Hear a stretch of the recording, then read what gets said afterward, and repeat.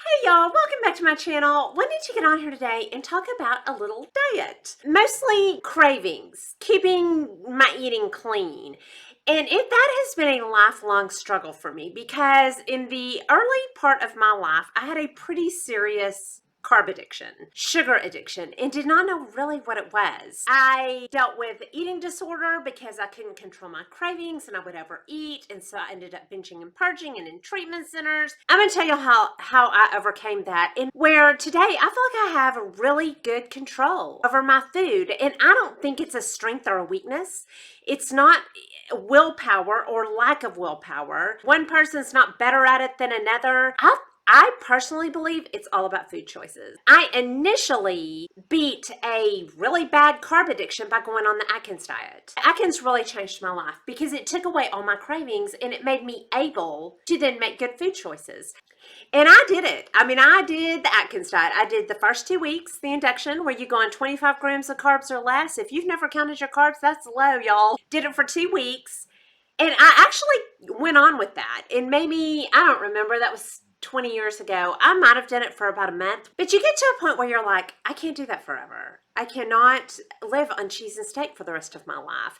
And so my diet evolved and I've tried different things and ended up where I am today, which is a really good, happy, peaceful place without just out of control cravings. I'm just going to give you 25 tips for how I stay eating clean.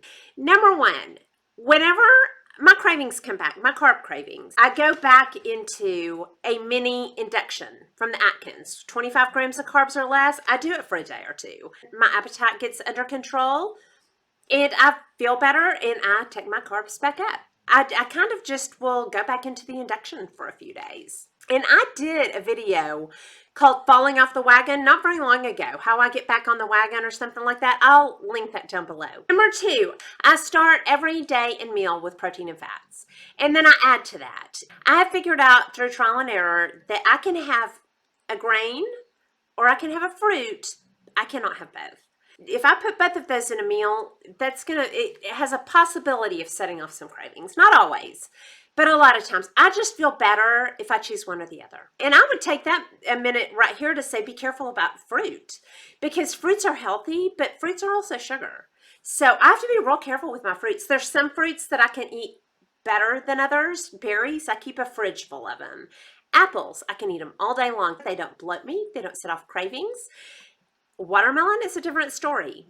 Bananas are a different story. Either one of those will set me off. I don't keep bananas, and I do keep watermelon sometimes just because I love it so much. And sometimes it's worth it to me. Watermelon doesn't really set off a craving, but it bloats me and I just don't feel my best with it. It doesn't put me at my best. Yeah, every day I start my meals in my day with protein, good fat, and then just a little bit of grain or a little bit of fruit.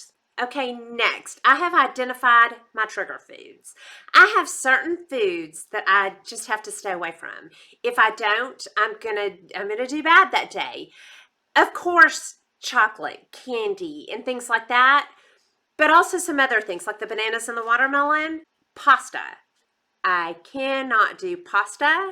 It will set me off just about faster than anything. Rice. Same story. I can't eat Italian or Chinese very easily at all. If I make spaghetti, I just love it. I just love pasta and I love rice. And if I start eating those, I am going to probably follow it up with something even worse, like cookies or cake. And it also bloats me. The next day, I'm bloated. Yeah, I'm just not feeling my best with it. Bread, I can have bread, surprisingly. In the mornings, most mornings, I have a piece of toast. Either a piece of toast or fruit. I usually choose the toast. I like bread, but it doesn't necessarily set me off.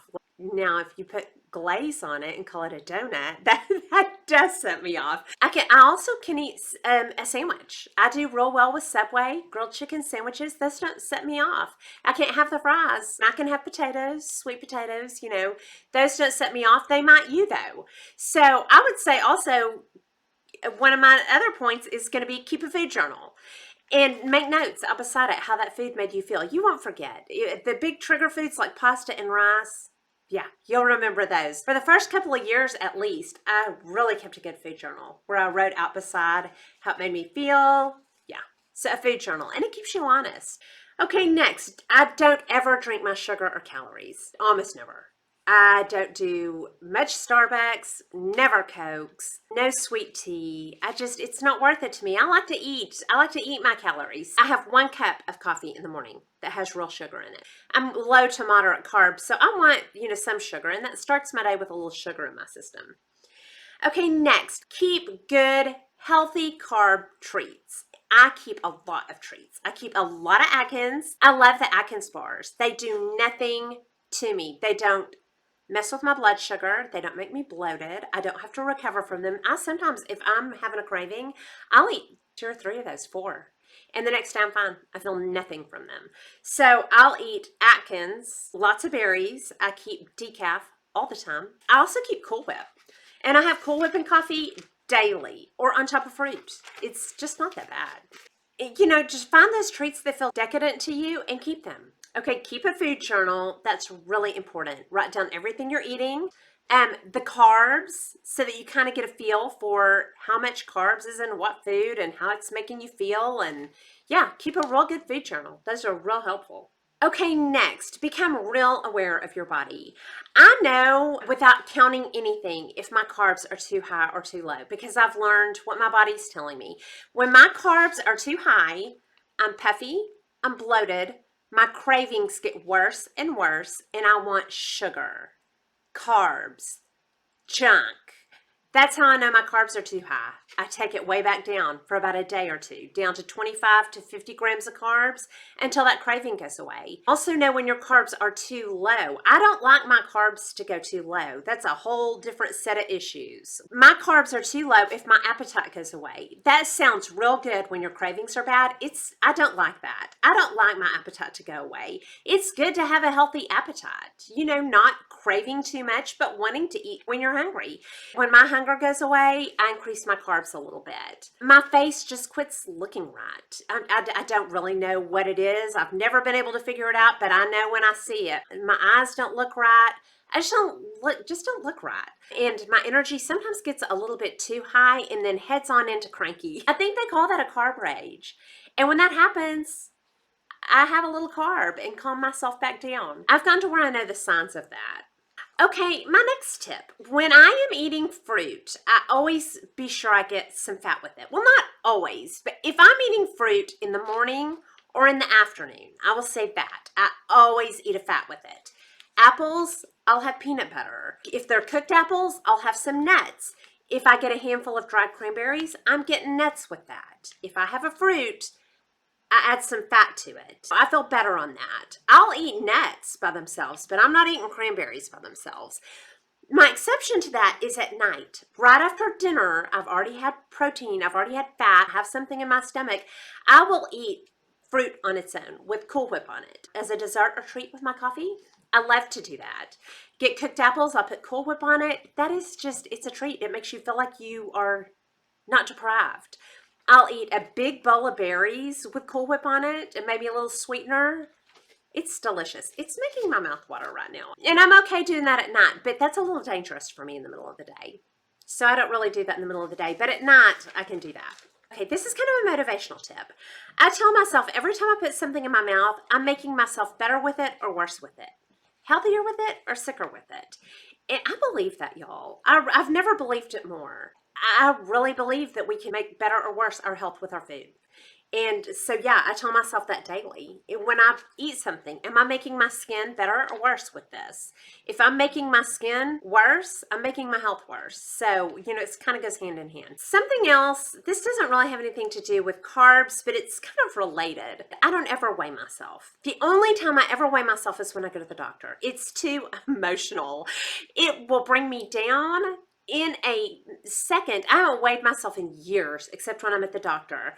And when I wanted to find my goal weight, I'm going to tell you a little, I don't know that it's a trick, but I found it very effective because our goal weight changes with age, how much we're working out, how much weight we're lifting. If we're not going to the gym, that goal weight will change. So what I did to find my perfect weight that I felt good, looked how I wanted to look, I did not weigh myself.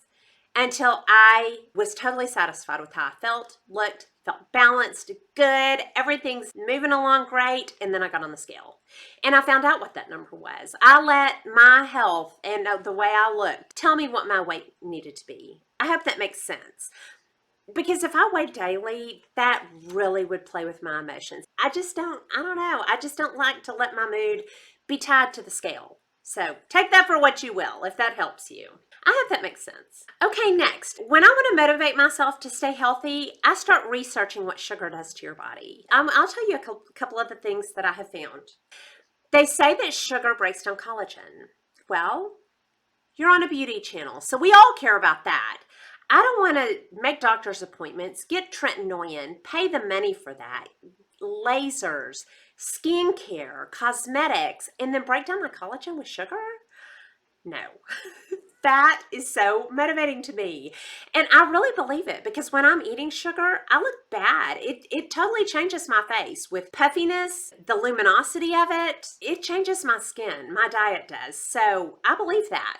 Sugar breaks down collagen. That's what I've read. I've also read that it feeds cancer cells. That is bad. If nothing else keeps us off sugar, that should.